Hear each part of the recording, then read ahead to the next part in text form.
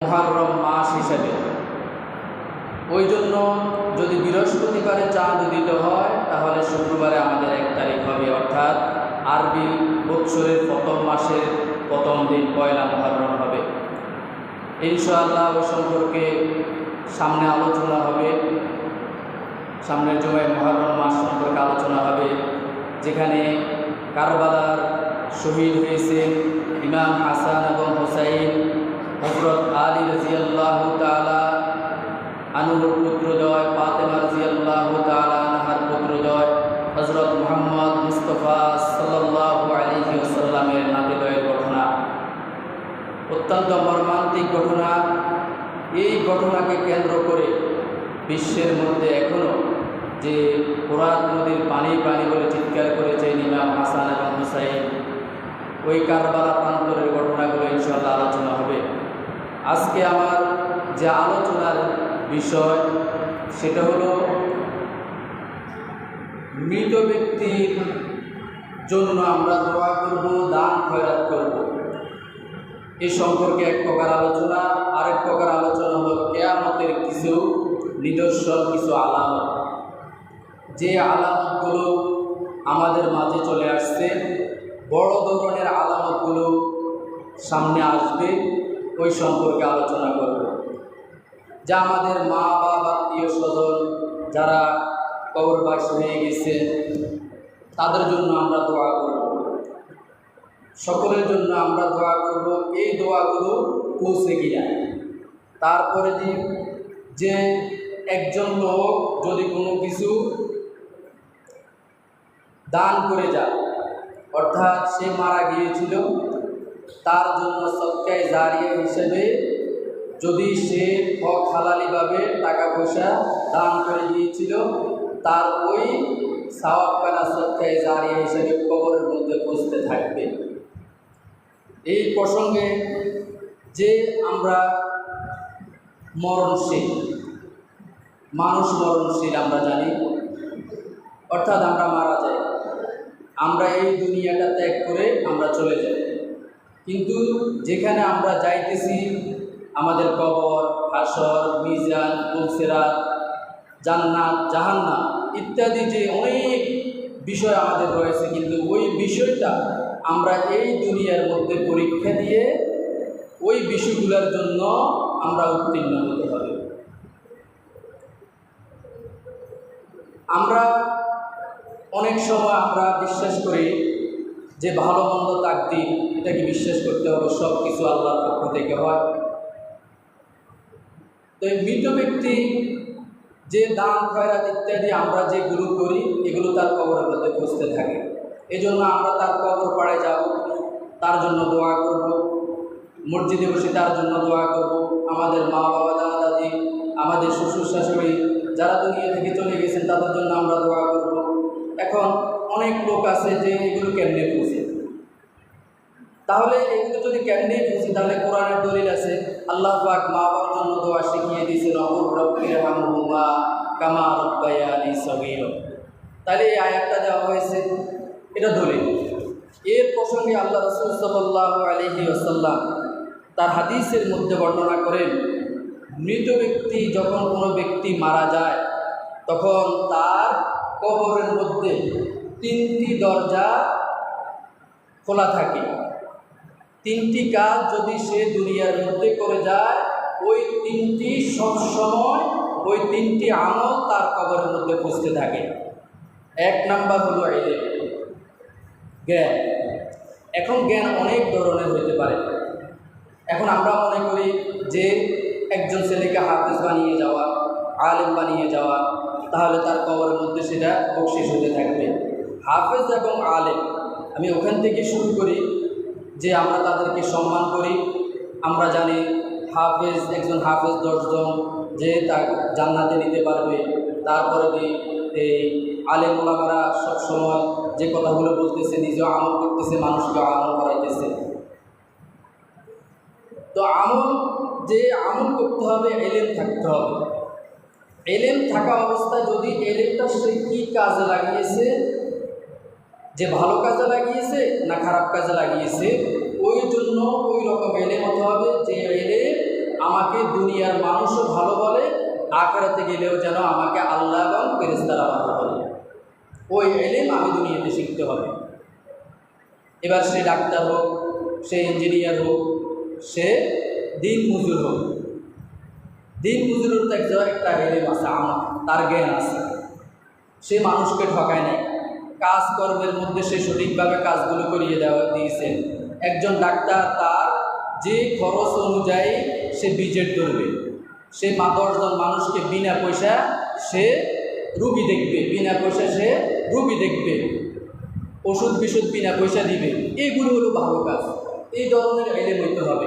এখন তো ইলম শিখে জ্ঞান অর্জন করে নলেজ তৈরি করে আমরা চুরি ডাকাতি রাহাজারি মারামারি ইত্যাদির মধ্যে থাকি, কলমের আগ দিয়ে কলমের সাইন দিয়ে লক্ষ লক্ষ টাকা আমরা হাতিয়ে নিই। তাই ওই রকম জ্ঞান আমাদের জন্য প্রয়োজন নাই।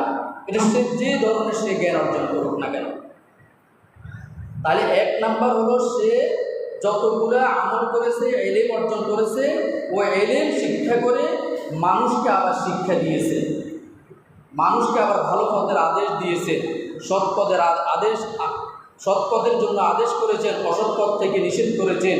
ওই ইলমটা আমার আপনার ভিতরে রাখতে হবে, সে যতটুকু জ্ঞান অর্জন করেছে। এই জন্য 1 নাম্বার আল্লাহ রাসূল সাল্লাল্লাহু আলাইহি সাল্লাম বলেছেন তার কবরের মধ্যে সওয়াব পুষতে থাকবে সে যদি সঠিক ইলম অর্জন করে থাকে। একটা ইঞ্জিনিয়ার সৎশীল নামাজি, অনেক ভালোদার ইঞ্জিনিয়ার আছে, তারপরে সে কাজ যেখানে সে নিয়োগ পায় কাজের প্রতি সে বাকি দেয় না, সে সময় মতো কাজগুলো করার জন্য সে চেষ্টা করে। অফিসে কাজ নাই তবু অফিসে গিয়ে সে বসে থাকে, সময়ের প্রতি সে লক্ষ্য করে। এইরকম ইলম হতে হবে। একজন আলেম সে মানুষদেরকে বলতেছে, নিজেও আমল করতেছে, নিজে যদিও একটু অল্প আমল করে, মানুষ যে আমলগুলো করবে ওই আমলের সওয়াবটা তার অংশের মধ্যে একটা নেকি তার অংশের মধ্যে পৌঁছবে। এজন্য আলেম হইতে হবে, সহি আলেম হতে হবে, যে সে কি করেছে, বাল্লিগু আন্নী ওয়ালা আইয়া, যে তুমি যা জানো মানুষের মাঝে তা পৌঁছাও। এটা হলো ইলম। তাহলে 1 নাম্বার হলো ইলম। 2 নাম্বার হলো সদকায়ে জারিয়া। সদকায়ে জারিয়া অনেক ধরনের হইতে পারে, যে আপনি মসজিদ বানিয়ে দিয়েছেন, মসজিদে টাকা দান করেছেন, একটা মাদ্রাসা তৈরি করেছেন, মাদ্রাসার মধ্যে যত ছাত্রছাত্রী যত আলেম ওলামা বের হবে প্রত্যেকে যে পড়ালেখা করেছে, যে ইলম শিক্ষা অর্জন করেছে, প্রত্যেকটার আমল থেকে তার একটা নেকির সওয়াব তার কবরের মধ্যে বসতে থাকবে। এই ধরনের একটা সদকায়ে জারিয়া। আরেকটা সদকায়ে জারিয়া হলো যে একটা গাছ লাগাইছে, একটা বল গাছ লাগাইছে, একটা তাল গাছ, একটা আম গাছ লাগাই, আমরা বলি আল্লাহর রাস্তায় লাগাইছে। পরে তো বল বেশি ধরে, এবার কয় না আল্লাহর রাস্তায় না, আমার সব ভুলে যাবে।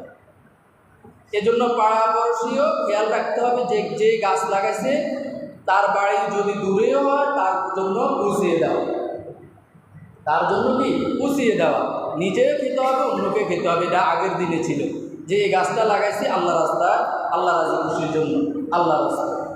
এটাও একটা সদকায়ে জারিয়া, যে মানুষ উপকৃত হবে, মানুষ ওখানে বিশ্রাম নেবে, মানুষ ওখান থেকে যে খড়কুটা কুড়িয়ে নিবে, যে সে এখান থেকে সে ফল ফলাদি খাইবে, তার শরীরের স্বাস্থ্য ভালো থাকবে। ওই লোক যদি মারা যায়, সে এই গাছের বিনিময়, এই ফলের বিনিময়, এই গাছ থেকে যে ছায়া গ্রহণ করেছে ওটার বিনিময় যে ব্যক্তি বসেছে ওখান থেকে তার আমল থেকে তার এখানে যে বিশ্রাম করেছে, যে যতটুকু খেয়েছে, এখান থেকে একটা সওয়াব তার কবরের মধ্যে পৌঁছে যাবে। এটা হলো সদকায়ে জারিয়া। তাহলে 2 নাম্বার হলো সদকায়ে জারিয়া। এখন সদকায়ে জারিয়া তারপরে যে একজন লোক, একটা ছাত্র পড়ালেখা করতে পারতেছে না, তার অভাব অনটনের কারণে বা বাবা মা নাই, টাকা পয়সা দিতে পারতেছে না, তাকে মানুষ করা। সে পড়ালেখার জেন জাকাত ভালো, সে এবার ডাক্তার হইতেছে বা ইঞ্জিনিয়ার হইতেছে, আলেম হইতেছে, হাফেজ হইতেছে, কিন্তু টাকা পয়সা নেই, তাকে মানুষ করে দেওয়া এটাও একটা সদকায়ে জারিয়া, যা সমাজের কর্তব্য। সে যদি সুন্দরভাবে সৎভাবে, যে আমাকে মানুষে বড় বড় করেছে, আমাকে মানুষের টাকা পয়সা দিয়ে আমাকে ডাক্তার বানাইছে, আমাকে আলেম বানাইছে, আমি মানুষের মাঝে চোখ ফিরাবো না। আসল আর যদি সে চোখ ফিরিয়ে ফেলে সেটা হচ্ছে তার ব্যর্থতা। কিন্তু সে যদি এই কাজগুলো করে থাকে, ভালো কাজ মানুষকে উপকৃত করে, তখন এই যে লোকগুলো তাকে সহযোগিতা করেছে, ওই সহযোগিতার কারণে এটাও একটা সদকায়ে জারিয়া হবে। 3 নম্বর হলো সৎ সন্তানের দোয়া। আল্লাহ রাসূল সাল্লাল্লাহু আলাইহি সাল্লাম বলেছেন যে 1 নম্বর হলো এলিম শিক্ষা করা, 2 নম্বর হলো সদকায়ে জারিয়া। এগুলো কবরের মধ্যে যখন আমরা মারা যাব তখন বুঝতে থাকবে। 3 নম্বর হলো সৎ সন্তান তৈরি করা, যে নিজের সন্তানকে অন্তত চেষ্টা করব যে সুশিক্ষায় শিক্ষিত হইয়া অন্তত সৎভাবে চলার জন্য তাকে ওইভাবে বানানোর জন্য চেষ্টা করব। যেখানে হযরত লোকমান হাকিম রহমাতুল্লাহ আলাইহি তিনি তার সন্তানকে সব সময় বলতেন যে তুমি আল্লাহর সাথে কাউকে শরীক করিও না, মানুষের সাথে সুন্দর সুন্দর আচরণ করো। এই শিক্ষাগুলো আমরা সন্তানকে দিতে হবে। কিন্তু বর্তমান সময় যে আমরা এখন দেখতেছি আমাদের গ্রামগঞ্জে শহরের মধ্যে যে ছেলে মেয়েগুলো যে অপব্যবহারগুলো করতেছে, যেভাবে চলতেছে, তাদের ভিতরে সৎ বলতে কিছুই নেই। এই জন্য মা বাবা দায়ী।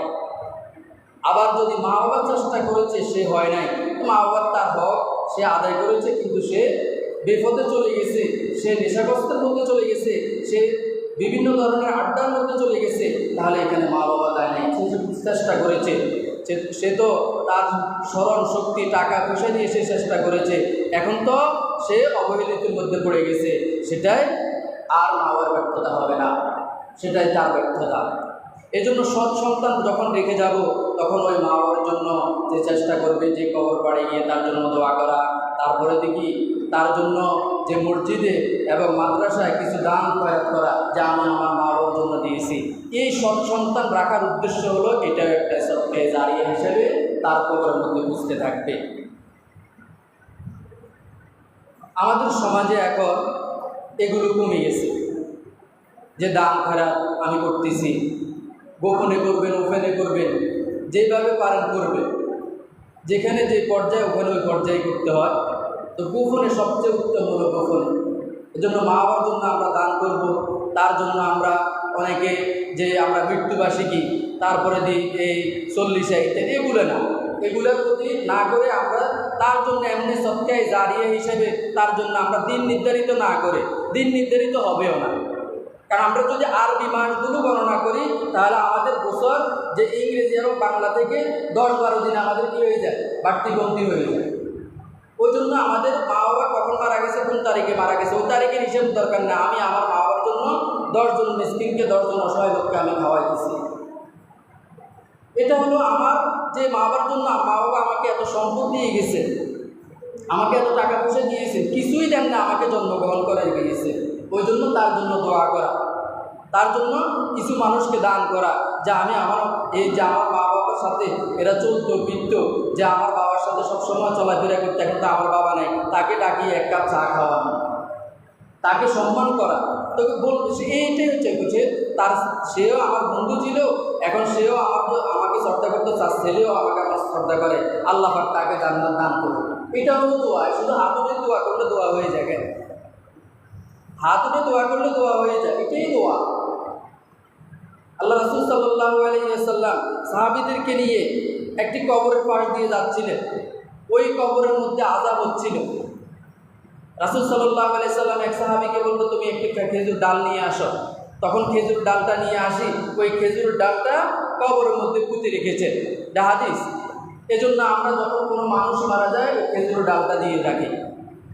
এটা হইতেও পারে যে আল্লাহ রাসূল সাল্লাল্লাহু আলাইহি সাল্লামের একটা সুন্নত কাজ আমরা পালন করছি। এখন সে জীবনে অনেক গুনাহ করেছে, অনেক সওয়াব মানে আমল করেছে, সেটা তার ব্যক্তিগত ব্যাপার। সে মারা গেছে, তার বদনাম করার কোনো দরকার নেই। তার শুধু শুধু বদনাম করা, তার বিভিন্ন ধরনের কথা, সে এরকম মারা গেছে, ওই রকম মারা গেছে, এগুলো বলার কোনো প্রয়োজন নাই। যে কবরের মধ্যে সে খেজুর ডালটা পুঁতে দিয়েছে। এখন অনেক সময় আছে অনেকে না, এটা দেওয়ার দরকার নেই, দেওয়ার দরকার নেই, দিলে সমস্যা কি? যে আমরা যে এই বড়ই গাছের ডালটা দিয়ে থাকি, যে মানে আমরা বলি যে শিয়ালের জন্য বিভিন্ন ধরনের, এটাও একটা হাদিসের অংশ। বড়ই গাছের অংশটা আমরা দিতে পারি।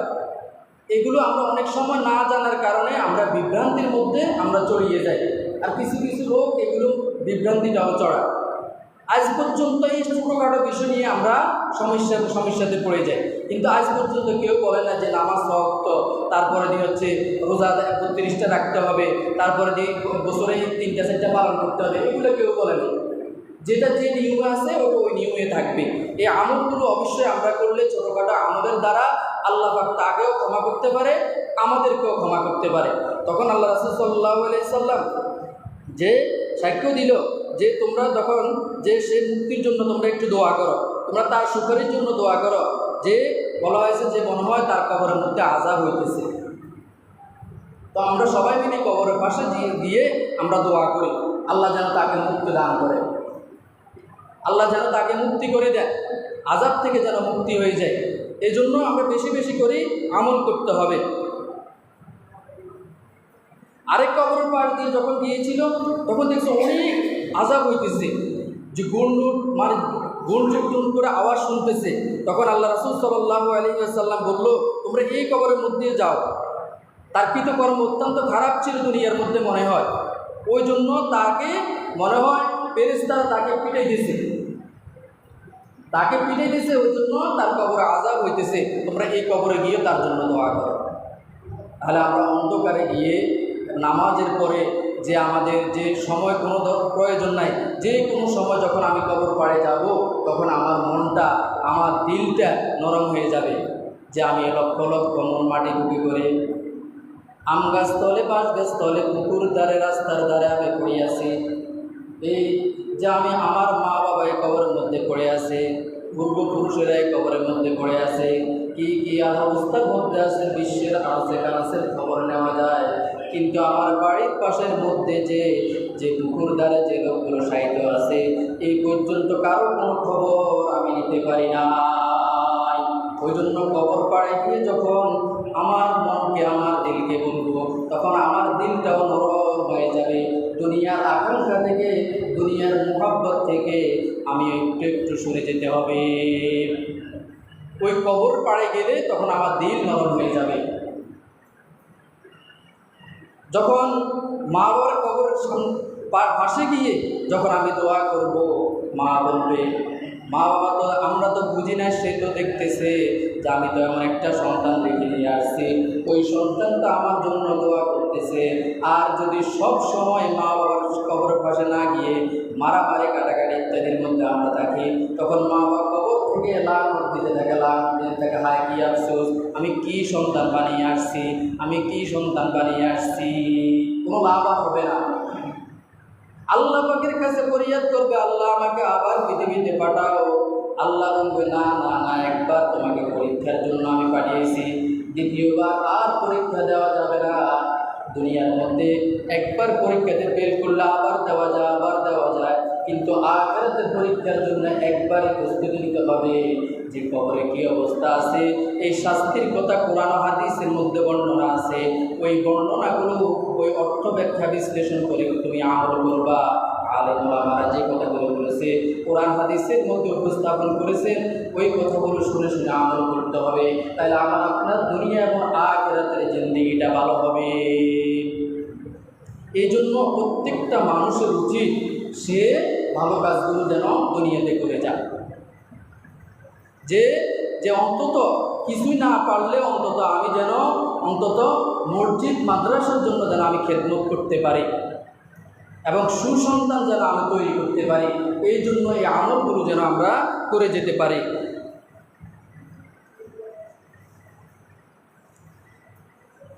তাহলে আমরা অবশ্যই যে আমাদের যে আমল, আল্লাহ তাআলা পবিত্র কোরআনে বলে দিয়েছেন, ফামাইয়া আমাল মিসকালা যাররাতিন খায়রান ইয়ারা ওয়া মাইয়া আমাল মিসকালা যাররাতিন শাররান ইয়ারা। যে ছোট আমল, ছোট গুনাহ, ছোট গুনাহকে আমরা ছোট মনে করব না, তারপরে যে ছোট আমলকে আমরা ছোট মনে করব না। যে আমলগুলো আমরা করব ওই আমলটাই আমার আপনার কবরের মধ্যে পুষতে থাকবে। ওই আমলটাই আমার আপনার কবরের মধ্যে খুঁজতে থাকবে। আমি যে সিজদা করতেছি, আমি যে নামাজ পড়তেছি, আমি যে সুবহানাল্লাহ বলতেছি, আলহামদুলিল্লাহ বলতেছি, প্রত্যেকটা আমল আমার আপনার জন্য প্রতিনিয়ত ফেরেশতারা লিখে রাখতেছেন।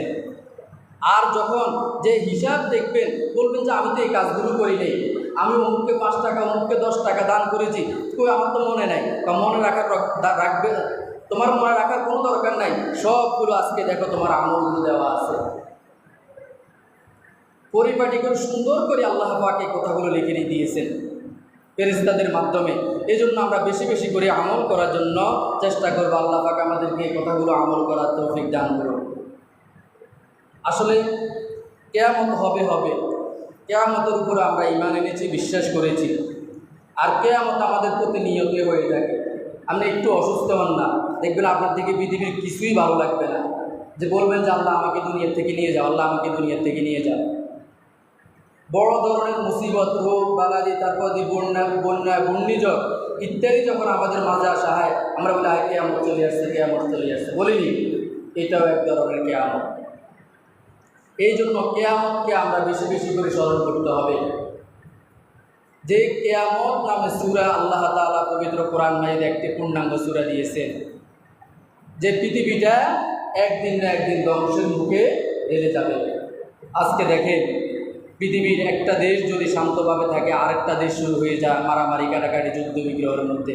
আরেকটা দেশ যদি থেমে যায়, আরেকটা দেশ শুরু করে দেয়। এই রকম পৃথিবীটা আস্তে আস্তে আস্তে আস্তে মানুষকে বুঝিয়ে দিবে, ইসলামকে বুঝিয়ে দিবে যে শান্তি কোন পথে আছে। ওই শান্তিটা বুঝিয়ে দেওয়ার জন্য এইভাবে মারামারি, কাটাকাটি ইত্যাদি থাকবে। তাহলে আমাকে আপনাকে বেছে নিতে হবে, আমি কোন মতে, কোন দলে, কোন পথে থাকতে হবে। আমরা একমাত্র পথ হলো ইহদিনাস সিরাতাল মুস্তাকিম, সঠিক পথে ইকামতের দ্বীনের মধ্যে অবশ্যই আমরা থাকতে হবে।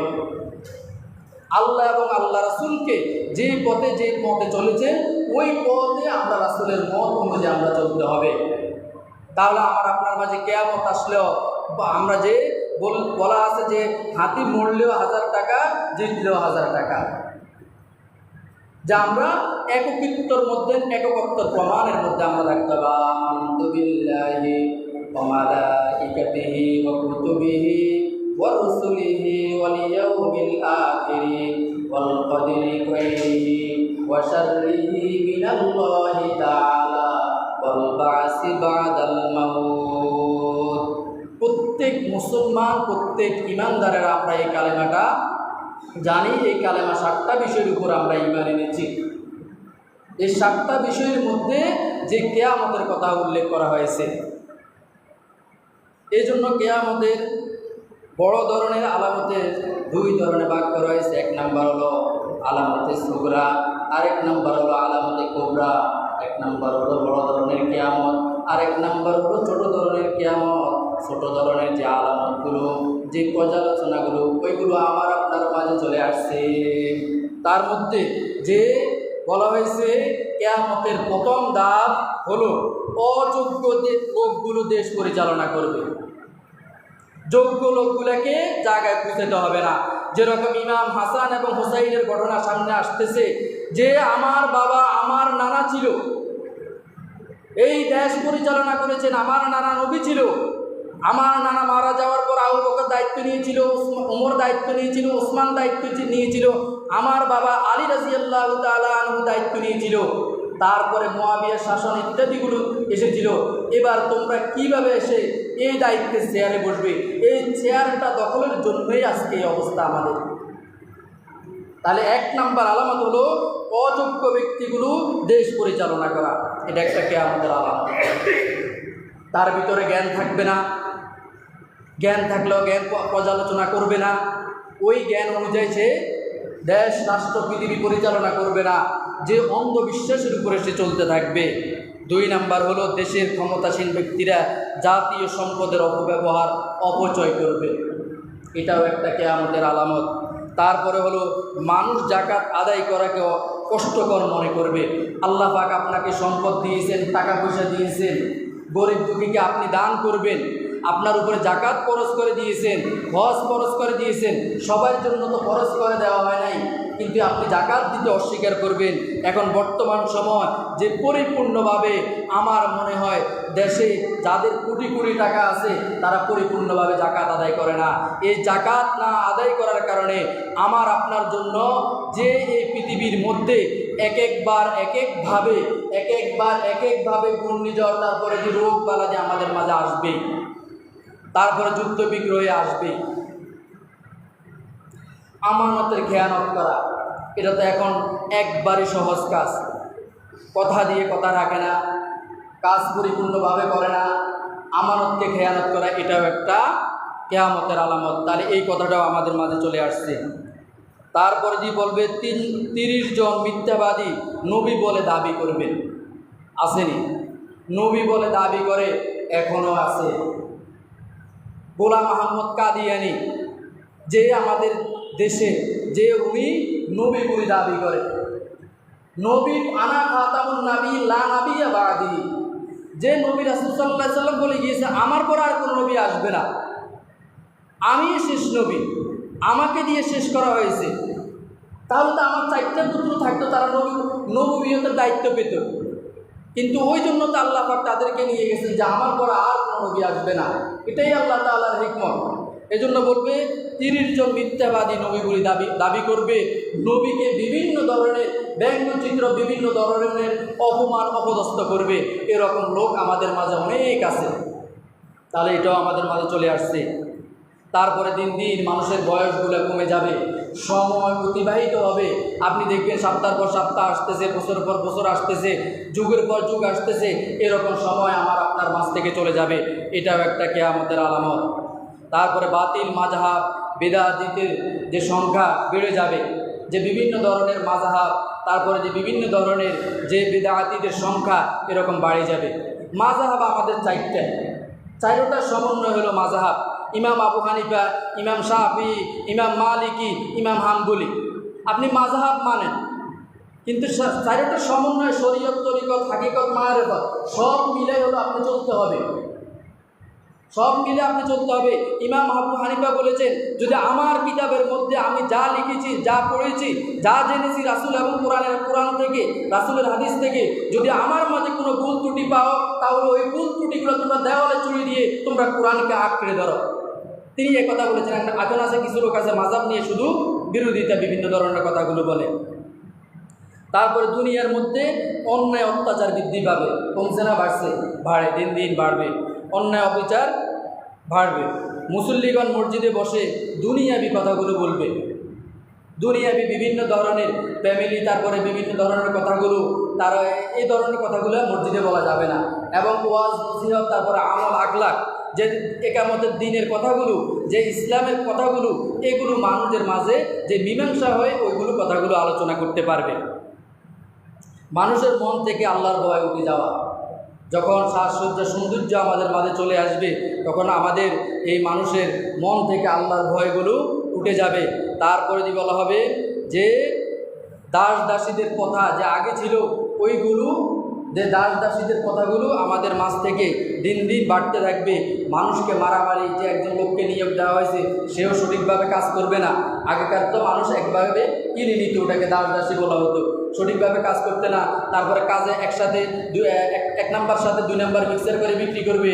তারপরে যে কাজকে কিভাবে মানে এই 2 নম্বর করে মানে একবারে যে টেকসই যেন কম হয় ওইভাবে দেওয়ার জন্য সে চেষ্টা করবে।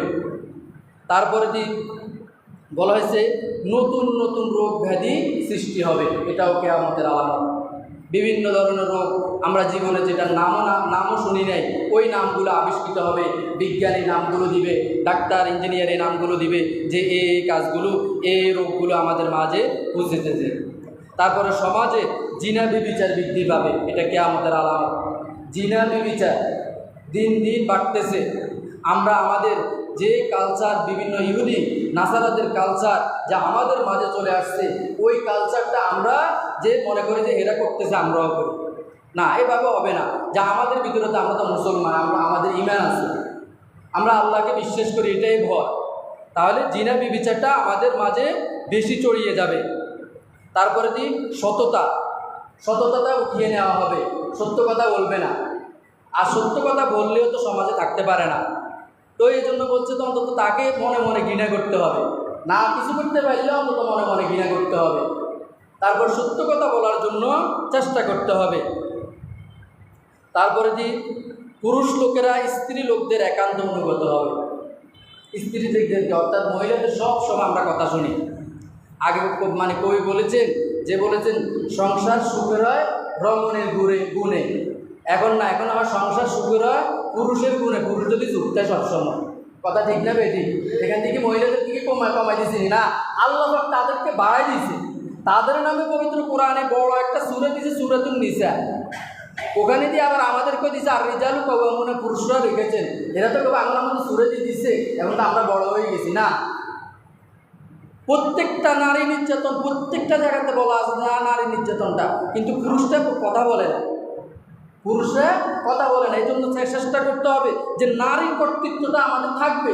ওরা আমাদের মায়ের জাত, ওদেরকে আমরা সম্মান করব, ওদেরকে ওদের মতো রাখতে হবে। যে একবার তাকে উপরে নিতে হবে যে আমি পুরুষ, আমি উপরে থাকবো না, সুন্দর মধ্যে তাকে বুঝিয়ে দিতে হবে। কিন্তু এখন তো আমাদের সমাজের মধ্যে, আমাদের দেশের মধ্যে, রাষ্ট্রের মধ্যে যে নারীরা সবসময় এগিয়ে থাকে, এগিয়ে যে দেশে নারীর এগিয়ে থাকবে এ দেশে বুঝি রহমত আসবে। কত রং বেরঙের ভাবে তারা চলাফেরা ইত্যাদি তারা চলতেছে। এজন্য বলছে পুরুষ লোকেরা স্ত্রী লোকের একান্ত অনুগত থাকবে। অনেক সময় বলিও না, আমরাও তো বলি না, অনেক সময় চুপ করি দেখি কোন অনেক আবদার তাদের, যে পুরুষ কী করতেছে বিদেশের মধ্যে, সে গায়ের ঘাম কীভাবে জড়াইতেছে ওইগুলোর প্রতি খেয়াল নাই। মার্কেটে গেলে সব শেষ, টাকা নিয়ে ওখানে যে সব শেষ করে দেয়, সে ওখান থেকে কীভাবে টাকা পাঠাইতেছে ওইগুলোর প্রতি তাদের খেয়াল নাই। এখন ওদের দেখে দেখে বলে যে অমুকের মার্কেটে লই যাও, অমুকে যাও, অমুকে যাও, আমাদেরকে তোমরা নিতে পারো না। অথচ তাদেরকে টাকাগুলো আরও বেশি নেই, 1 টাকার মাল তাদের থেকে আরও 5 টাকা বেশি নিতেছে। এটাও একটা কিয়ামতের আলামত। মার্কেটে এখন দেখেন না, এখন অনেকে বলে যে অনেক সিএনজি এলারা অনেকে বলে তো মহিলারা যদি মার্কেটে না হয় আমরা তো বাড়াও পেতাম না। ওই কিনে ধরি, এবার যেরকম নিয়ত এরকম কাজ,